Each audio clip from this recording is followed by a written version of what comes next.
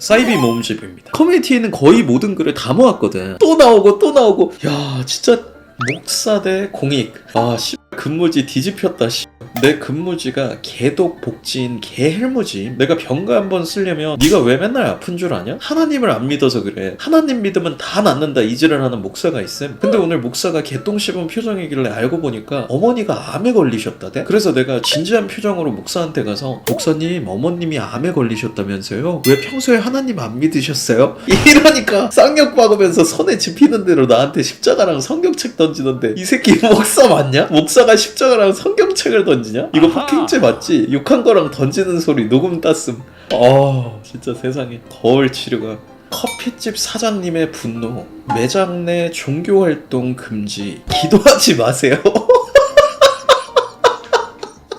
완전 새로운 패턴이라 재밌네. 와. 재림 예수라는 교주가 사망한 이유. 이 교단은 안홍을 아버지 하나님이자 재림 예수이자 성령이라 주장한다. 지금은 성령 시대이고 성령의 이름이 안홍이라며 안홍의 이름으로 기도한다.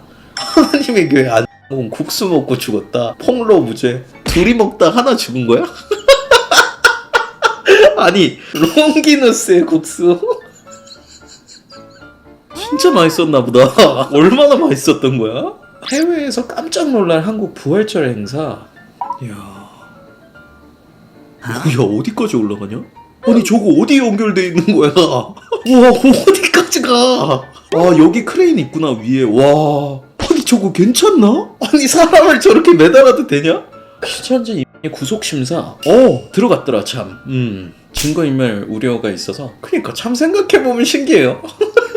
한국 최대 교사건 JMS교의 정석 취향을 고려해 간부급이 신도들을 엄선해서 뽑음. 정석이 프로필 보고 선택하면 하는 거임. 본문은 강제적이라 나와 있으나 강제적 사례는 극히 일부고 자발적으로 성관계를 원하는 신도들이 더 많았음. 이 사람은 사이비교도 대단하지만 그야말로 밤낮과 장소 구분 없이 하루에 수십 명과도 섹스함. 도피 중 홍콩에서 체포됐는데 체포된 상황조차 숲에서 텐트 치고 신도랑 섹스하다 체포됨. 홍콩에서 체포 당시 영상까지 유출됐는데 특공대원 들이닥치자 정명성과 신도가 나체로 끼만 후다닥 가리는 역대급 국가망신 체포 장면임. 신도랑 섹스하다 체포됐는데 더 대단한 건 출소 후에 또 성폭행으로 보도됐지만 신고한 신도는 일부였음.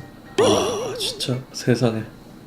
정석이 제일 무서워하는 나라. JMS 교주를 호위해온 대한민국 국정원, 검찰, 경찰, 군대의 힘이 통하지 않는 곳이 있다. 바로 중국이다. 정석은 오랜 기간 성범죄를 저질렀지만 대한민국 공권력이 그를 비호했다. 그 누구도 한국 재림주의 성범죄를 단죄하지 못하는 이상한 상황이 계속됐다. 2001년 중국으로 몰래 도망간 교주는 중국 공안 간부들을 뇌물로 포섭해서 은신처를 보호받고 있었다. 그러다가 중국 국가안전부 감시망에 걸리면서 현지 공권력 비호가 불가능해졌다. 지옥 같았던 중국 감옥 생활, 집단 괴롭힘. 정석은 중국 공안 유치장에 수감되어 있을 때 같은 방을 쓰던 중국인 재소자들에게 지속적으로 구타를 당하고 괴롭힘을 당했다고 한다. 매일 반복된 폭력. 정석은 재소자들의 가혹행위로 인해 생명의 위협을 느낄 정도였다. JMS 교주는 지옥 같은 중국 감옥 생활에서 벗어나고자 한국 정부에 강력하게 송환을 요구했다. 짧은 중국 감옥 생활을 마치고 한국에 돌아온 교주는 호화로운 감옥 생활을 하게 된다. 교도관들 호의를 받으며 다시 절대적인 종교적 위상을 누리게 된 교주. 와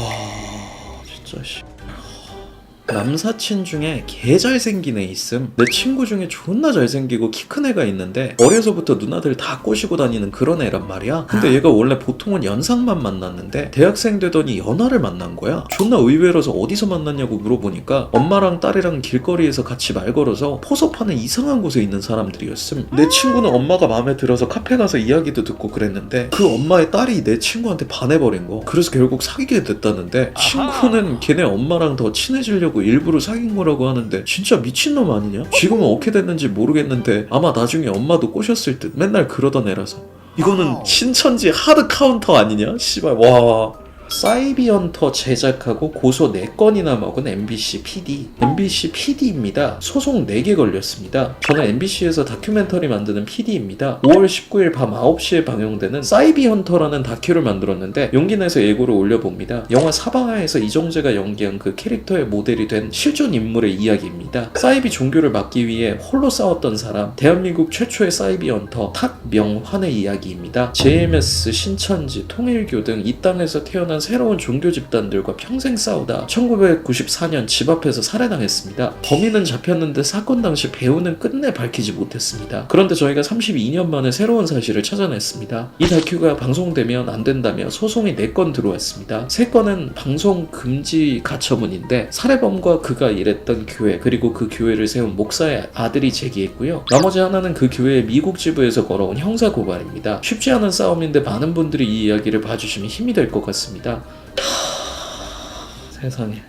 신입사원이 저를 오해하고 있는 것 같습니다. 제가 사이비 믿는다고 면담한 신입, 참 어이없고 황당한 일이 일어났네요. 사실 저는 JMS였습니다. 정확히 말하면 한때 제 이니셜이 JMS였고 이후 개인적인 사유로 개명해서 현재는 이니셜이 JHD로 완전히 달라졌습니다. 문제는 개명 전부터 사용하던 만년필이나 다이어리 같은 개인 물건들에 JMS라는 이니셜이 각인된 경우가 꽤 있습니다. 사용하기에 하자 없이 멀쩡한 물건들이고 손에 익은 물건들 버리기엔 아까워 계속 사용하고 있었습니다. 그런데 저희 팀 신입은 입사한 지 이제 막 3개월 돼서 제가 개명한 사실을 모르고 뉴스와 다큐에 나오던 사이비 종교로 아는 모양입니다. 그래서 모든 물건들이 종교와 연관된 제품인 줄 알고 제가 그 종교에 깊게 빠져있는 거냐며 사수한테 심각하게 얘기를 한 모양입니다. 팀원은 신입 놀림답시고 사실을 알려주지도 않고 그 고민을 진지하게 들어줬다고 하네요. 사수도 대리도 과장도 이럴 때만큼은 팀워크가 최고인 것 같습니다. 결국 오늘 제 귀에까지 들어왔는데 어처구니가 없어서 황당하면서도 웃겨서 글을 써봅니다. 신입이 아직 어린 편이라 이런 일도 있네요. 멀쩡한 물건 아껴 쓰려다 졸지에 사이비 신도 될 뻔했습니다. 그나저나 이 혼자 심각하고 순진한 신입 당분간은 진실을 안 밝히고 계속 놀려먹고 싶은데 어떻게 하면 더 그럴싸하게 속이면서 반응을 구경할 수 있을지 내일 팀원들이랑 진지하게 궁리 좀 해봐야겠습니다.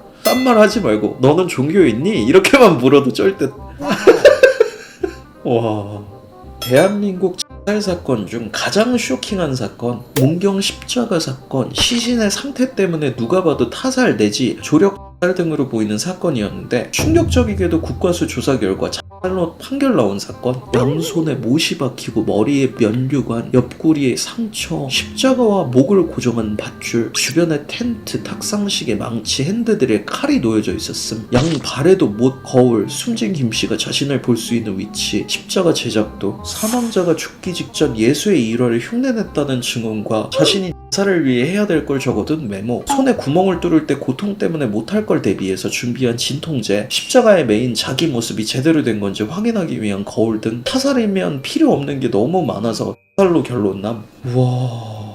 일본에서 마누라를 잘못 만나 전 재산 다 털린 남자, 엑스제팬이라고 한국에도 잘 알려진 나름 레전드 메탈 그룹이 있었음. 우리나라에서 엔들리스 레인이나 Tears Forever Love 등으로 유명한 그룹. 왼쪽은 리더 요시키, 그리고 오른쪽은 보컬 토시. 둘은 유치원 때부터 친구였고 고등학교 때 같이 그룹 만들자고 해서 지금까지 오게 됨. 문제는 요시키가 성격이 좋게 말하면 완벽주의자, 나쁘게 말하면 더러웠고 완벽한 녹음을 위해 보컬 토시를 엄청나게 쥐었자 이에 토시는 자기가 노래하는 기계에 불과해야 하다며 자괴감이 듬. 이에 자존감 떨어진 토시의 마음을 달래준 게 아이돌 출신 아내 카오리. 토시가 햄릿 뮤지컬의 주인공으로 출연했을 때 아내가 여주인공이었고 이때 인연으로 둘은 결혼함. 아내는 토시를 다독이며 마음을 안정시켜줌. 하지만 그녀의 실상은 그녀는 사실 톰 오브 하트라는 사이비 종교의 교주 마사야의 아내였으며 토시를 포섭해서 그의 돈을 뜯어내기 위해 마사야가 자기 아내를 이용한 거. 그녀는 사이비 교주 마사야의 수많은 척들 중 하나였고 카오리는 교주가 시키는 대로 토시를 홈 오브 하트 교단으로 데리고 감. 그리고 마사야와 카오리는 토시를 철저히 세뇌하고 가스라이팅함. 토시가 그동안 했던 엑스제팬 음악은 악마의 음악이라고 세뇌시키고 토시가 지금까지 번 돈을 교단에다 갖다 바치게끔 만듦. 이를 위해 카오리가 토시에 대한 폭행을 주도하기도 하며 토시를 정신적으로 무너뜨림. 그리고 그렇게 세뇌된 토시는 요시키에게 팀을 탈퇴하겠다고 말함. 엑스제팬 멤버들이 열심히 설득했지만 이미 세뇌된 토시에게는 소용이 없었음. 결국 보컬이 사라진 엑스제팬은 1997년 해체를 발표. 그리고 토시는 노인정 같은 데를 돌며 공연을 했는데 이때만 해도 다들 토시가 자유로운 영혼이 되어 선한 영향력을 보여준다고 생각했지만 사실은 사이비 종교에 세뇌되어 그들이 시키는 대로 힐링 세미나를 하는 거였음. 저렇게 공연을 하며 노인들을 모으고 교주는 노인들에게 물건을 강매하며 돈을 범. 이로 인해 많은 노인들이 피해자가 됨. 토시가 기대 수익을 채우지 못하자 교주와 신도들은 토시를 폭행. 토시는 예금액 포함 10억엔이다라는 전 재산을 강탈당함. 토시의 돈이 다 떨어지자 교주 마사야는 토시 보고 요시키를 찾아가 엑스제팬을 다시 결성하라고 함. 그 이유는 엑스제팬 재결성으로 인한 거액의 계약금을 챙기기 위해 토시는 지금까지 엑스제팬의 음악을 악마의 음악이라고 세뇌했는데 이제 와서 재결성하라니 의아해했고 이때부터 점점 세뇌에서 풀리기 시작함. 토시는 요시키를 만나 그동안 있었던 자초지종을 다 얘기했고 요시키는 토시가 세뇌에서 벗어날 수 있도록 도와줌. 그리고 자신의 변호사 등을 동원해서 사이비 교주가 토시에게 위해를 못하게끔 막음. 친구의 도움으로 사이비 교단에서 탈출한 토시는 아내와 이혼하고 교주와 함께 전 아내를 법정에 세우게 만듦. 그렇게 10년 만에 재결성된 엑스제팬은 10년간 다시 왕성히 활동함. 지금은 다시 요시키와 토시가 사이가 안 좋아서 서로 갈라서고 따로 활동하는 중. 진짜 존나 무섭다. 엑스제팬 보컬 토시 세뇌시켜 전재산 뜯어냈던 사이비 교주와 그 부인 근황. 사이비 교주와 그 부인은 천벌을 받았을까? 사이비 교주인 마사야는 활동명을 마스로 바꾸어 여전히 뉴에이지 음악 활동 및 관련 자연주의 치유 계열 명상 비즈니스를 이어가고 있음. 그럼 토시를 속여 결혼했던 마사야의 부인 카오리의 근황은 아메블로에서 마사야 사이비 교주랑 첫 만남 글을 올리면서 활동 중. 올해는 교주 마사야가 작사 및 작곡한 노래로 신곡도 내 신도들 돈 긁어낸 걸로 지은 리조트도 있는 듯. 참 이런 걸 보면 참 신기해요. 저는 어떻게 살아있지? 성까지 잘났던 사이비 신도들. 이록이 특히 간음에 대해 많이 강조를 했어요. 남녀 간의 관계에 대해서. 남자랑 여자랑 엄청 갈랐거든요. 같이 옆에 앉지도 말라. 저는 이 얘기 좀 하기 그런데 너무 피해가 될까 그래서 그 형이 좀 원래는 자유로운 사람이었죠. 연애도 잘하고 다니고. 근데 이성과의 그런 문제들이 있고 이제 이 알게 된 거죠. 이런 경우에 대해서 이게 유독 그렇게 민감하게 반응해요. 결국은 큰 장애로 작용하게 되고 구원받지 못한다. 잘났죠 자기 거를. 정작 저 사이비 교주는 신도들을 상습 중간한 혐의로 징역 16년 받고 현재 깜빵에 있음. 야, 공포모험집보다 이게 더 무섭다 씨발. 와 정말 족같은 일이군요.